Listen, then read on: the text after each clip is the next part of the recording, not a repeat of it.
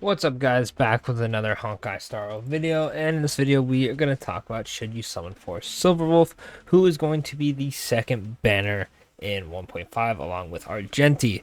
Silverwolf is going to be sharing the same 4 stars as Argenti, so if you're not a fan of Argenti and you want the 4 stars, this is a banner you could summon on if you're trying to get Hanya, Asta, or Lynx. All 3 of them are very good characters, but let's go over what makes Silverwolf good, and probably one of the most, I wouldn't say relied on, but a lot of the community really likes Silverwolf and does not like playing without Silverwolf, which is understandable. First off, let's start. She is a quantum nihility unit, mono quantum go burr. Her basic attack is just the normal basic attack. Her first skill, which she's the only character in the game to do this, and funny leaks aside, I don't think any other character in those do it either, so very high value character. She has an 85% chance to add 1 weakness of an on-field character's type to a target enemy. This means if the opponent is weak to everything on your team, but let's say your DPS, let's say it's I don't know, fire, right? It'll 100% be fire. It can't make the same weakness twice. You can use to your advantage if you know you're going up against a boss that is weak to everything but your DPS. If you bring Silverwolf, you use her E, you're good to go, right?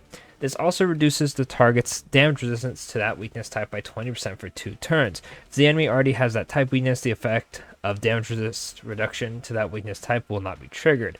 Each enemy can only have 1 weakness implanted by Silverwolf. When Silverwolf implants another weakness to the target, only the most recent implanted weakness will be kept. In addition, there's a 100% base chance to further reduce all types res of the enemy by 10% for 2 turns, and of course it then deals 196% of Silverwolf's attack to this enemy. Overall, probably one of the best skills in the game. It actually just does so much, and the whole weakness implanting is just beyond busted. Then we have the ultimate. There's a 100% base chance to decrease the target enemy's defense by 45% for 3 turns. At the same time, deals quantum damage equal to 380% of Silverwolf's attack to an enemy. So pretty much, you hit him with the E, you hit him with the ult, your DPS is just in love with all of that damage they're about to do. Then we have the talent, which E gets even better. Silverwolf can create 3 types of bugs, reducing attack by 10%, reducing defense by 8%, and reducing speed by 6%. Every time Silverwolf attacks, she has a 72% base chance to implant a random bug that lasts for 3 turns. So, on the 3rd turn, if you're attacking the same enemy, you could, in theory, get all 3 bugs. The defense one is really nice because if you have the 8% and then the 45%, then all of this, you're eating, right? Then the technique, which I actually use this quite a bit. She immediately attacks the enemy after entering battle, deals quantum damage equal to 80% of her attack on all enemies, and ignores weakness types and reduces toughness from all enemies. Enemies with their weakness broken in this way will trigger the quantum weakness break effect. Very good for starting fights, instantly breaking the opponent. Then we have the 2 bonus abilities. If there are 3 or more debuffs affecting the enemy when the skill is used, their skill decreases the enemy's all-type resistance by an additional 3%. The duration of weakness implant by Silverwolf increases by 1 turn, and then the bug's duration extended by 1 turn. Every time an enemy is afflicted with weakness break, Silverwolf has a 65% base chance of implanting a random bug in the enemy. W. That means you don't have to attack that enemy. If you just weakness break them, you're good to go, right? And then she has attack, effect hit rate, and quantum damage boost. Overall, very good stat bonuses for Silverwolf. And then we have dupes, which are a bit crazy. I wouldn't recommend going for dupes. I use Silverwolf all the time. She works just fine at E0.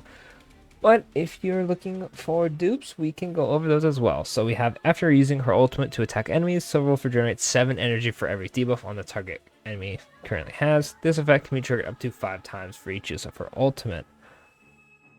Yeah, that's very strong. In certain simulated universe runs, depending on what buffs I've had, I remember I've ulted the enemy and basically got Silverwolf's ult back instantly. So this helps a lot with energy regeneration.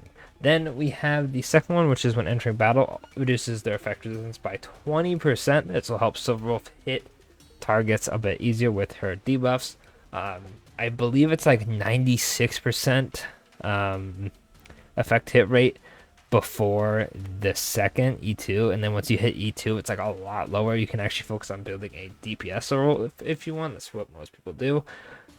I don't have E2, unfortunately, so I'm stuck building the effect hit rate Silverwolf, but I mean, very, very strong one. Then we have the fourth one. After using her ultimate to attack enemies, deals quantum damage equal to 20% of Silverwolf's attack for every debuff currently on the enemy target. This effect can be triggered up to 5 times during each use of her ultimate.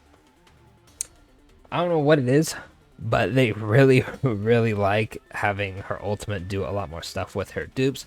She can hit pretty hard. I remember people were calculating she does more damage than Zele if you have her like full kitted DPS out. Of course, this means you have to, get her, I think it was E4, E6. It might have been E6, but still, the fact that she can do that in general is pretty impressive.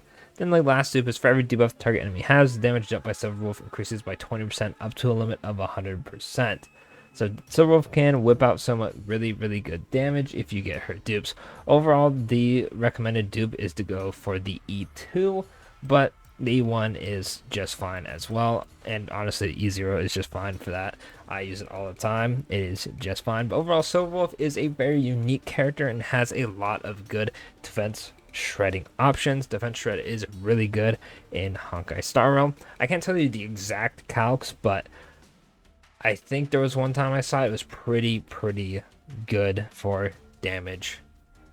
But I will say there is one unfortunate thing with Silverwolf is the fact that if you are not playing when she initially is out, you are missing out on her free light cone. That was really good and the best in slot as long as you're not using the DPS Silverwolf. So if you don't have that, you're pretty much going to, I have no idea why did I do that? Okay, I don't do that once. I don't know why there was a flashlight, my bad.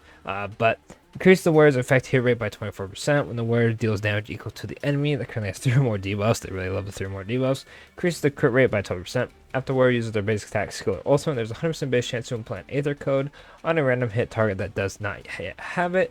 Targets with Aether Code receive 12% more damage. This will help her do a bit more damage and have some more effect hit rate, so you're pretty much good to go on that front. The free light cone, let me pull it up real quick. I guess it just always does that. I don't know why. Kind of annoying. It is this one.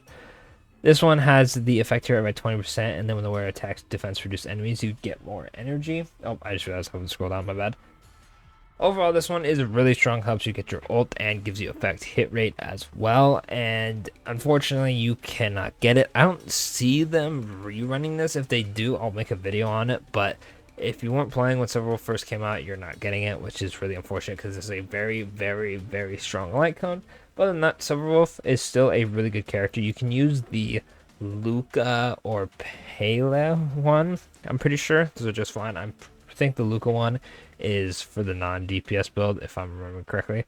But overall, still, Silverwolf is a very strong character. She is not a must-need, but a lot of people, once you use her, you're pretty much addicted. The weakness implant is very strong. Pretty much just lets you run whatever team you want DPS wise and not have to worry about, oh well, my DPS is never going to weakness break, or my DPS is never going to do more damage because they're not, type effective, whatever it may be. Silverwolf solves that issue.